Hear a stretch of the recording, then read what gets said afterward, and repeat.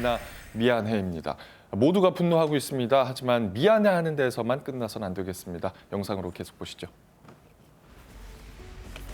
정인 양 생전 3차례나 경찰 조사를 받는 등 아동학대의 정황이 있었지만 경찰과 아동보호기관의 안이한 대처로 끝내 사망했다는 비판이 제기되고 있습니다.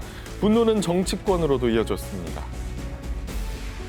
16개월 정인이의 가엾은 죽음을 막기 위해서라도 아동학대 형량을 2배로 높이고 학대자 신상을 공개하겠습니다.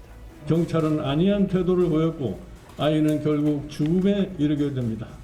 진상규명을 통해 이 사건의 책임자에 대한 엄벌을 내려야 할 것입니다. 하지만 국회에는 여전히 수십 건의 아동학대 관련 법안이 계류돼 있고 여러 현실적인 문제들은 제대로 논의되지 못하고 있습니다. 아동학대를 실질적으로 막을 입법, 이번엔 가능할지 더 자세한 얘기 스튜디오에서 얘기해 보겠습니다. 네, 경찰에 대한 국민들의 시선이 지금 달갑지만 않습니다. 지금 정인이 사건 관련해서 3차례 신고가 있었고 그때마다 경찰이 조사를 했다고 하는데 결국에는 일이 이렇게 된 거잖아요. 네, 신고 의무자죠. 어린이집 예. 교사 또 소아과 의사가 3차례나 학대 의심 신고를 했습니다. 네. 하지만 경찰 단계에서 추가적인 조치가 이루어지지 않았거든요. 굉장히 아쉬운 상황이죠. 만약에 경찰이 당시에 그 신고를 받고 분리 조치를 취했다면 네. 또는 수사를 개시했다면 과연 이런 일이 생겼을까? 혹시라도 중간에 더 이상 학대가 이어지지 않도록 해서 목숨은 살릴 수 있지 않았을까라는 안타까운 생각을 금할 수가 없습니다. 정말 너무너무 안타깝거든요. 네. 방금 변호사님 얘기하셨지만 그럼 피해 아동과 가해자를 분리하는 게 시급한데 이 분리가 현실적으로 현행법으로 어려운 건가요? 왜 안 된 거예요? 지금 아동복지법이 상당히 잘 만들어져 있습니다. 네. 그래서 이제 얼마 전이죠. 작년 12월에 개정이 이루어졌습니다만 그 개정 전에도 이런 분리 조치가 가능했어요. 분리 조치의 근거 규정은 얼마든지 있었습니다. 네. 다만 그 규정에 따라서 분리 조치를 취하지 않은 것인데요. 그러다 보니까 이번 개정안에 개정 법률에 따르면은요, 1년에 2번 이상 신고가 이루어지면은 자동으로 이제 분리할 수 있는 근거가 마련되긴 했습니다. 네. 하지만 이거 역시 의무 조항은 아니죠.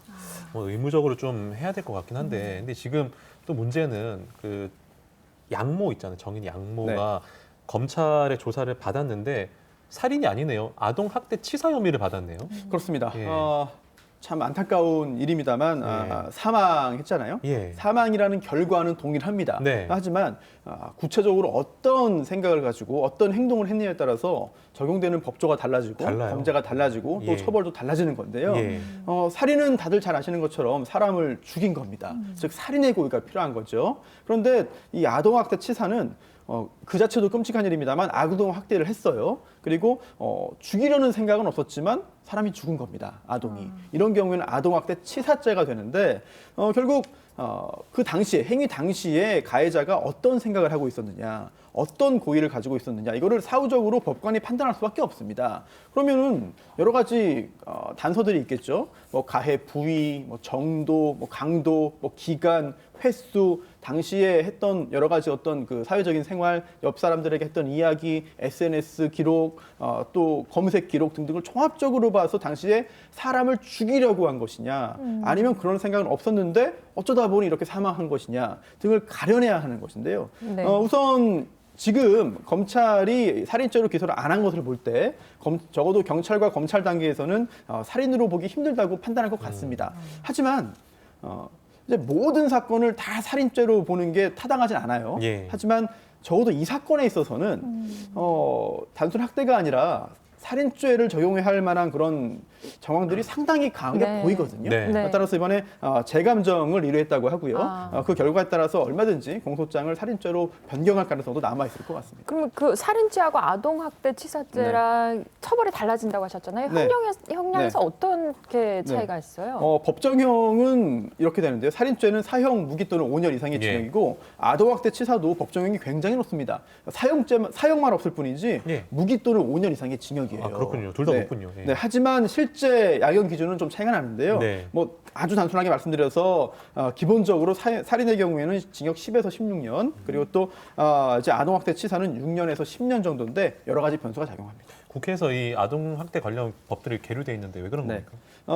일단 조금 전에 말씀드린 것처럼 뭐 분리라든지 아니면 보호기관 확충이라든지 예. 기타 여러 가지 제도적인 보완이 필요하기 때문에 굉장히 많은 법안이 지금 현재 발의된 상태입니다. 네. 그런데 법을 완벽히 만든다는 것은 불가능해요. 불가능하죠. 법을 만든다고 해서 범죄가 사라지진 않아요. 네. 그렇다면 최선을 다해서 만든 법이 제대로 이제 적용되는지 우리 모두가 감시를 하는 것이 더 중요할 것 같습니다. 네, 손수호 변호사와는 여기서 인사드리겠습니다. 고맙습니다.